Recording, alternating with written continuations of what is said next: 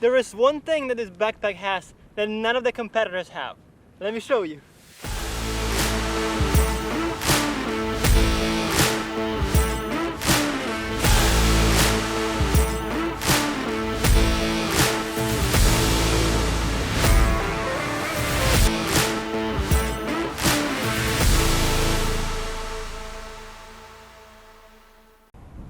If you are wondering what is this little building behind me, that is an abandoned restroom. And yeah, it's in the middle of this park here in Florida, and this used to be a campground. But what's up, guys? How you been? Yeah, I haven't been posting for a while, but I am back at it, and today we are reviewing a Lowepro backpack. This is my officially favorite backpack in 2022, and it is the BP 400 AW3. Why do they always come up with such a name? I'm a big fan of Lowepro bags, and I like my backpacks to be not just the backpack that does the function, but also I like it to look stylish and not just like a regular camera bag. And to me, this bag is just that.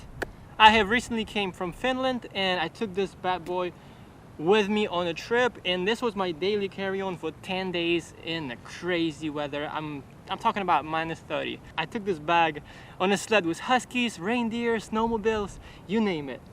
And it just did really well. So I've been a big fan of protective bags, and I have a 350 and a 450. It was always hard to find like a middle ground. And funny enough, one of you guys commented on my review of 350 protective backpack that there is this 400 BP AW3 Flipside bag out. So I was first kind of skeptical about it because it was a lot cheaper than Protectic series, but it turned out to be the best value for me. So the biggest downside of the 350 was that it doesn't fit a 15 or 16-inch MacBook, and it doesn't have any of the pockets other than just compartments where you fit your lenses, cameras, and drones. So it was literally straight camera bag. This is more like a Peter McKinnon version of a travel bag, but it's a lot more compact and it's half the price. So I don't see a reason why not to buy this. By the way, if you do use the link in my description here, I get a small commission. So thank you so much for helping me out and helping my channel grow, and that way I can post more reviews, and hopefully this content is entertainment. And if it is, just consider at least dropping a like or maybe even subscribe. My biggest complaints to the Protective 350 were that there is no side pocket, check, for the Joby or a smaller tripod. There is no compartment for things like t-shirts, clothing, or anything else. You can easily fit 2 hoodies in here. Easily, and there are also like pockets for other things like keys. I have a power bank in here, and it's a pretty big one, and it extends. And then it has this kind of like a bumper protection here and at the bottom, which I really like. And then also I like this pattern that just showcases a little bit of design of the bag, and it's not just like ugly looking bags like we used to see in regular backpacks. Then there is also this side pocket, which I don't really use a lot. I like the access from the back. This is my favorite way to access any camera bag, and I feel like every camera bag should have this. You pretty much open up the zipper, that way it's safe because nobody can just like open it from the back. And it's easy because as soon as you open it up, you have access to all your stuff. And also you have this little belt around your waist that you can hold on, kind of like for hiking purpose, I guess, to have more support, but you can also take this out. And as well, there's a little strap here which you could use to put it on top of your carry-on, as I did here during my trip, which worked out great. So ta-da, here is inside of the backpack. Pretty similar to the 350 and 450, but like I said, it's a sweet middle between these two. You can easily fit I would say, let's see, 3 lenses I have here, and I'm talking about like L big lenses, 16 to 35, 24-70, 85, and I have EOS R as a body, and it fits like this. So for example, some bags are more narrow where you can place your camera just like this, but here it easily fits like that. So it's pretty deep, but not as deep as 450, where you can kind of probably fit like 1DX series. Standing up, I don't think you would be able to do that in here, but you can fit your camera like so. This is how deep this goes. So you can fit a drone, remote, and a battery on top of it, and it just slides in. And look, you don't even see it sticking out. It's flat, there's still space. And even if you put a MacBook here and the iPad, it will still close, no problem. Also, I put my Joby Pro mic on top of it and it sits nice and snug in there. And then probably one of my other favorite features of the bag is this compartment. It is on Velcro, so it sits there. And look at this. This would be the crap that just like flies around the bag before for me, but now it is nice and organized in this little compartment. Here I have filters, I have a lav mic from Joby. Guys, have you seen this? This is so freaking awesome. And what else I got? 2 filters, I have 2 GoPros in here. I have a Joby light. I have 3 extra batteries for my camera.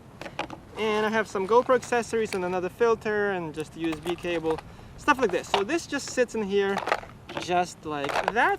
It's pretty sturdy. It has its own shape, so it doesn't like goes crazy. And it just goes back in here and that's it. You can use it, you don't have to use it. It's up to you. I like to have options. Then I have my little SD card thingy that just slides in right here. And one of my other favorite things about this bag, you know how you can like make your own compartments inside of the bag however you want it? So one of them is this, right? So this, you see it has a little SD card picture in here. This opens up and you can put your extra SD cards. So I like to put my bigger cards in here that don't fit in an actual SD card little box that I got. That way that doesn't get misplaced in anything, and it just like, there you go. And this serves as a separation between compartments so you can put other things in here. Here is the bigger compartment where you can fit the new MacBook Pro 16-inch, and if you have an iPad, you can put an iPad in a compartment below. And then there's also like this one pocket here, which I have a small complaint, maybe recommendation for the future. I really liked when the ProTech series has 2 separate compartments in here. That way you can slide on things here and then on top, instead of just having like a huge pocket. Because sometimes when you put too many things in here, so I have the cables and SSDs in here right now, and if you open it up like this, stuff just slides down and then it becomes like kind of like bulky in here. One little thing that adds so much value to this bag that to some of you might sound stupid, it would just make no sense, but to me it's such a big deal. Check this out. What is this? Rain cover, right? We all used to tease this. Every backpack pretty much has it right now. And how Lowepro does this a lot is pretty smart actually. They kind of have it at the bottom of the bag where it's built in, and then there's like a little Velcro. You untie it, right, and then pull out a little sleeve, and then it covers the backpack, which is super nice, right? And now they decided to do this. Like, why? And I'll tell you why. Finally now you can have this backpack standing. Let's say you don't want to take pictures, you just want to set your backpack on the ground, and that's it. You just want to set it and you want it to stand. You don't want it to fall. Most of the other backpacks, because of the little bulge in here, every time you would set it down, the backpack will fall. But now, because they made it separate, it's flat. I would hate every time I would set my bag somewhere and it just falls and then it gets dirty, and I'm like, man, why would they do this? So, such a small thing, but made me so much happier. And lastly, my first impression when I got this bag on mail was like, wow, why is it so light? Like, the actual bag itself is so light. So the 350 Protactic is 2.2 kilo, 450 is 2.8 kilo, and this is 400 Flipside, and it's only 1.7 kilo. The materials they used for this bag are a lot lighter, and it really feels like nothing when it's empty. And first I was like, it kind of feels cheap. Don't be fooled by how light it feels. It's actually the materials they use are super strong. And trust me, I took this to Finland for 10 days, probably in the most intense weather I've ever been, and nothing happened to the bag. Like, it's withstand like craziest weather and snow, winds, and crazy temperatures, and like, man, I'm super happy with this.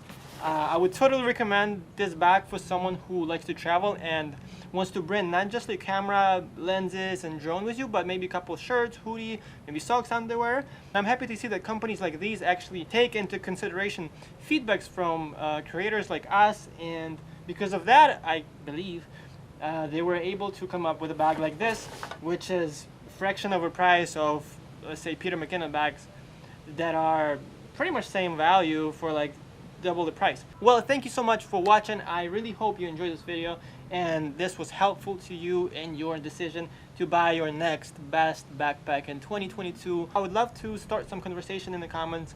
What do you value in your bag the most, and what bags you guys have been using in recent years? Don't forget to like this video and share it with your friends. See you next time. Peace!